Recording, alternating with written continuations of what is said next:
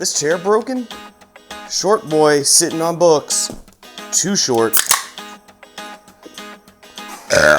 HTC is a great lover. They're like a really good ex. The relationship was strong, it was extremely sensual at times. HTC was my first VR love.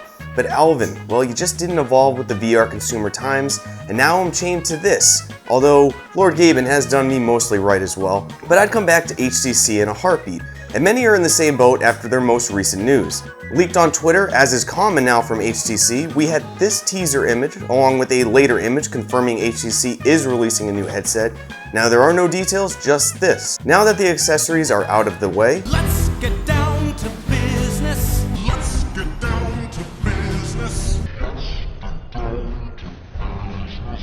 yeah guys, their cryptic tweets are usually closer to the nail on the head than extremely subliminal where you'll never figure it out. Likely we are seeing an inside-out standalone business enterprise headset, but by Friday, likely we'll have more info, so I'll follow up next week on that. But DecaGear also loves you and is also trying to get in your pants because again, they are focusing on people over money. Now I'm in a healthy monogamous relationship, but I'll get real cult-like in a second with my wife, Alvin, and DecaGear real quick, because in another consumer-oriented goodwill move, DecaGear chose us over money. Now DecaMove hip tracking. I can't imagine you haven't heard about it with the tremendous positive coverage by every VR YouTuber I've ever known, but where for this you'll need to purchase a $69 accessory, nice, real nice DecaGear, you may now not need to shell out any money at all. In a move to keep VR mainstream with dedicated accessories, they wanted to keep hacks out and rather just give users control and updated their DecaMove software to be used and supported with phones or Steam VR trackers, all for free. Now whether this was to get ahead of people trying to hack this and make it work on their own, or a PR move, does it matter? I don't think so. The fact that they did this, it's another belt notch of a consumer-oriented move. Team DecaGear, I stand for you. But since DecaGear is saving you some coin, put that into savings so you can spend at least $60,000 on a one-of-a-kind VR world, so you can look down on all the peasants with their non-exclusive worlds, those cheap pieces of Swedish developer Fredrik Ekholm, a name perfect for a Full Metal Alchemist character, has created a high-end, one-of-a-kind VR world to be auctioned off as an NFT.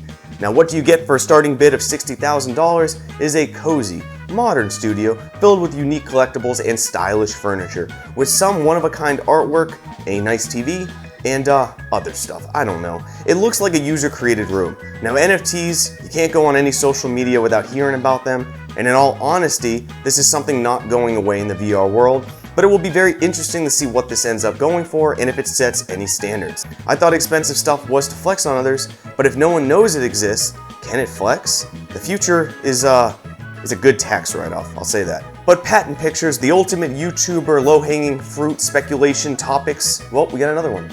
Posted on Reddit by Oculus Peeps, solid name, shows what looks like a patent picture for an Oculus Pro Controller with full finger tracking. Now this picture does to me look like a screenshot taken from Discord. There are absolutely no sources provided where this came from. And additionally, my boy, Oculus Peeps, seriously, love the name, is a new account with this being their first post.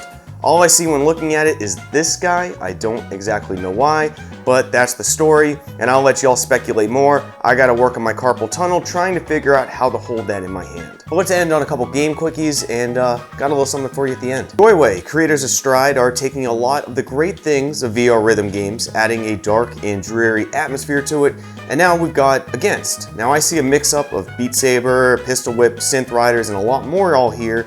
And while it may be, obviously, to me at least, borrowing a lot of mechanics from other games, it is adding an aesthetic that I've yet to see. And again, I only cover games that I actually am going to play, so I am looking forward to this. Now, wall running, jumping, boss fights, and more, I do get a little Temple Run vibe from this, which I love. Don't expect anything revolutionary here, I don't think, but Joyway is creating a catalog of really just solid fun titles, and I look forward to this, and I'd like to see this indie studio keep up these great contributions they keep bringing. And finally, Population 1 is finally putting an emphasis on one, because Private Lobby Solo Mode is coming finally Friday, April 16th. Now this will, of course, like I said, only work in private lobbies, so no solo mode yet for the full game, but this does seem to be the start of what many have wanted, to hide in the corner, wait for people to start fighting, and then swoop in for massive kills.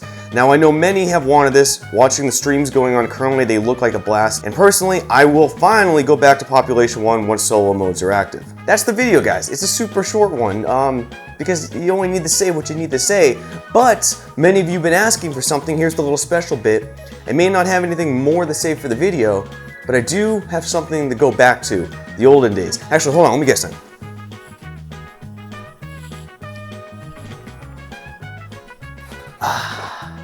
Let's bring the channel back to where it started.